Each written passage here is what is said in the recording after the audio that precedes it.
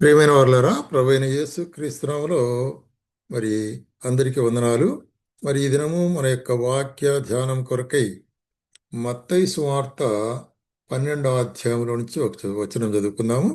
మత్తయి సువార్త 12వ అధ్యాయము 31వ వచనం. చదువుతానండి. కాబట్టి నేను మీతో చెప్పినదేమనగా, మనుష్యులు చేయు ప్రతి పాపము దూషణయు వారికి క్షమింపబడును గాని ఆత్మ విషయమై దూషణకు పాపక్షమాపణ లేదు.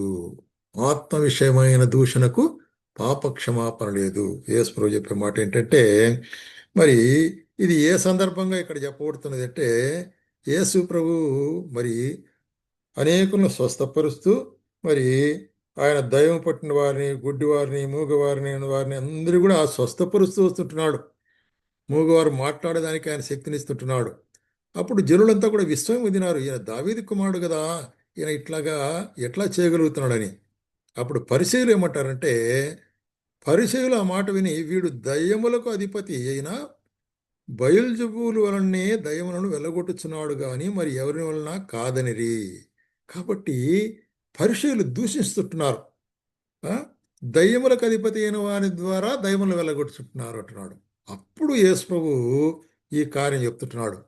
దయ్యములకు అధిపతి అయినట్టు బయల్జెబూలు దయ్యములకు అధిపతి అయితే దయ్యాలని ఎంత వెళ్ళగొడతారు? ఆ?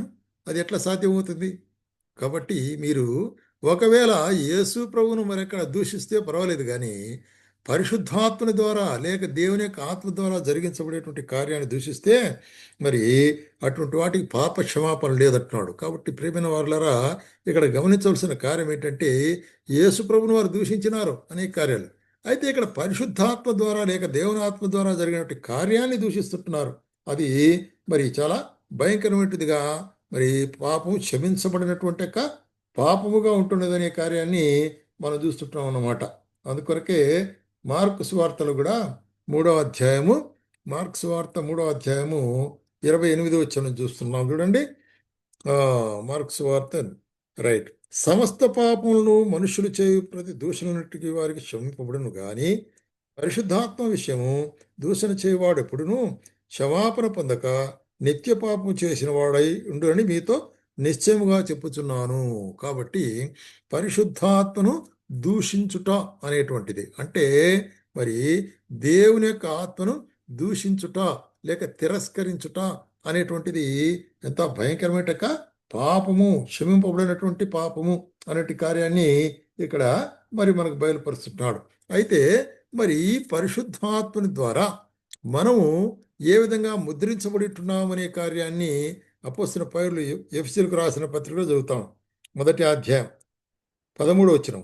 మీరు సత్యవాక్యమును అనగా రక్షణ స్వార్థను విని క్రీస్తునందలి విశ్వాసముంచి వాగ్దానం చేయబడిన ఆత్మచేత ముద్రించబడితిరి. కాబట్టి పరిశుద్ధాత్ముడు ఎప్పుడు ఏ విధంగా మనకు వస్తాడంటే, ఆయన యొక్క స్వార్థ విని విశ్వసించి ఆయన రక్షకుని అంగీకరించినప్పుడు ఆయన మనం రక్షించి ఏం చేస్తాడు?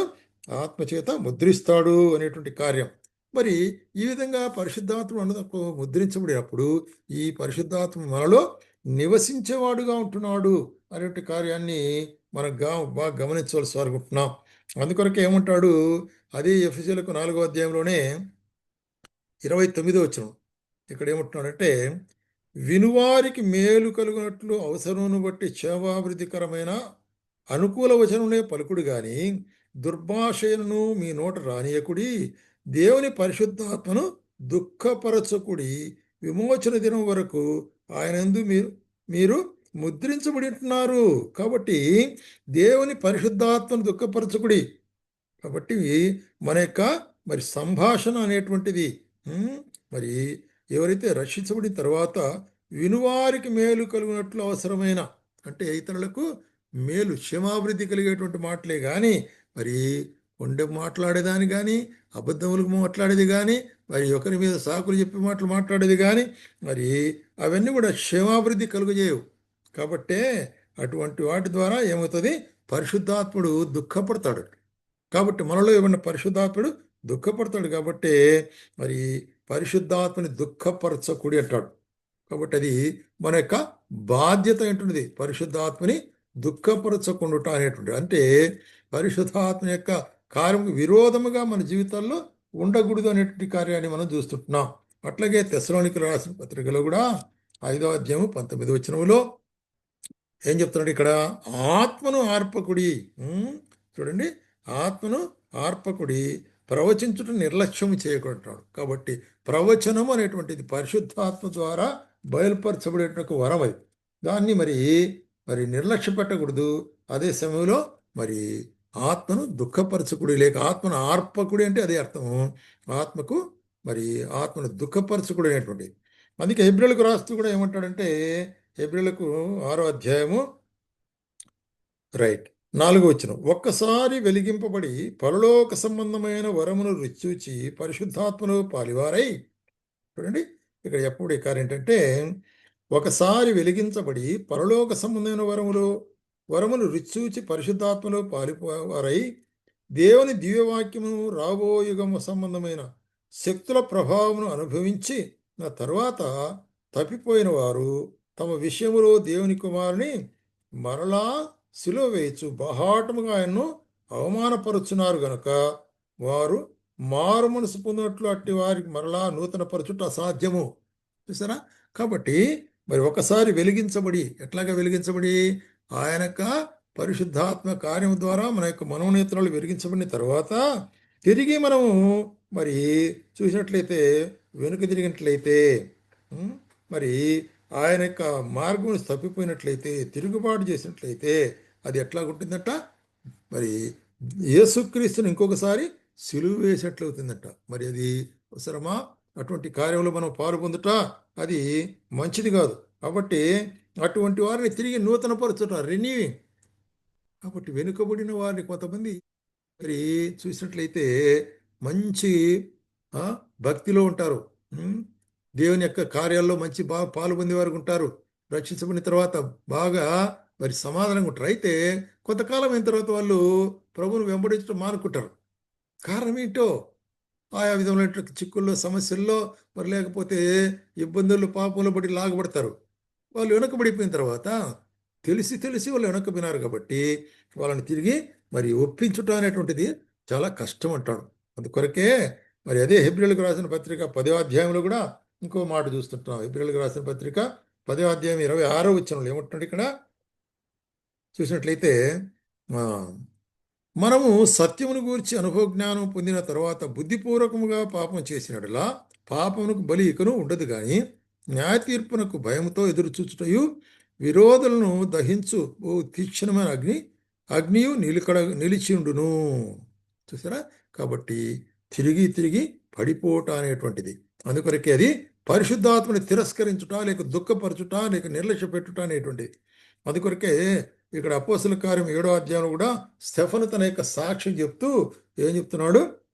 ఉన్నటువంటి ఇశ్రాయేల్ అందరినీ చూసి వారి మధ్యలో 7వ అధ్యాయము అపోస్తల కార్యములు 51వ వచనం, ముష్కరులారా, హృదయములను చెవులను దేవుని వాక్యమునకు లోపరచలేని వారులారా, మీ పితరుల వలె మీరును ఎల్లప్పుడూ పరిశుద్ధాత్మను ఎదిరించుచున్నారు. మీ పితరులు పరిశుద్ధాత్మను ఎదిరించినారు అంటే దేవుని వాక్యాన్ని ఎదిరించినారు, దేవుని మాటలు తిరస్కరించినారు. మీ పితరులు ప్రవక్తలలో ఎవరిని హింసింపకుండిరి? ఆ నీతిమంతుని రాకను గూర్చి ముందుగా తెలిపిన వారిని చంపిరి, ఆయనను మీరిప్పుడు అప్పగించి హత్య చేసిన వారయ్యి. కాబట్టి ఆయన రాకడను గురించి చెప్పే వాళ్ళని గురించి హత్య చేశారు. ఇప్పుడు యేసుక్రీస్తు ప్రభు వచ్చిన తర్వాత ఆయన్ను మీరేం చేశారు? హత్య చేశారు. కాబట్టి పరిశుద్ధాత్మనికి విరోధముగా చేస్తుంటున్నారు కార్యాలు. అలాంటి కార్యాన్ని చూస్తున్నాం. ఒక విషయం మనము గమనించినట్లయితే చూడండి, పాత నిబంధనలో మరి 2వ దినవృత్తాంతం 36వ అధ్యాయంలో ఇక్కడ ఇశ్రాయేలు యొక్క రాజుల యొక్క మరి ఆఖరి పతన దినం వచ్చింది. వారు బబులోను కొనుక్కోవలసిన దినం వచ్చింది. ఎందుకంటే పాపం విస్తరించిపోయింది. అయితే కూడా దేవుడు ఇంకొక తరుణం ఇస్తుంటున్నాడు.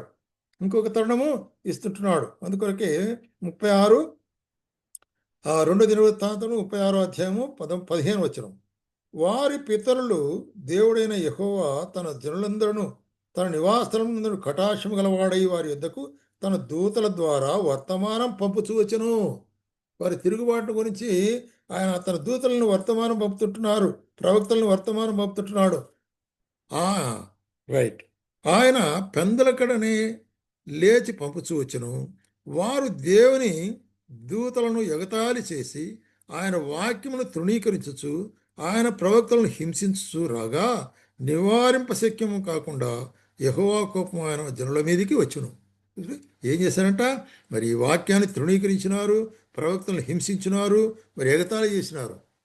అంటే సంపూర్ణంగా తిరస్కారం. కాబట్టి దేవుని యొక్క ఆత్మను లేక దేవుని యొక్క ఆజ్ఞను, దేవుని యొక్క కార్యాన్ని మరి ప్రవక్తల ద్వారా చెప్పబడినప్పుడు తిరస్కరించినప్పుడు ఆయన కోపాగ్ని వారి మీద వచ్చింది. కాబట్టి పరిశుద్ధాత్మని దుఃఖపరచకుడి. ఎవరైనా కూడా ఒకవేళ మరి దేన్నైనా కూడా ఏ పాపనికైనా పరిహారం ఉంది, కానీ పరిశుద్ధాత్మనికి విరోధంగా మాట్లాడేదైతే దానికి పరిహారము లేదు అనేటువంటి కార్యాన్ని, పాప క్షమాపణ లేదనేటువంటి కార్యాన్ని ఇక్కడ పరిశుద్ధాత్ముడు మనకు బయలుపరుస్తున్నాడు.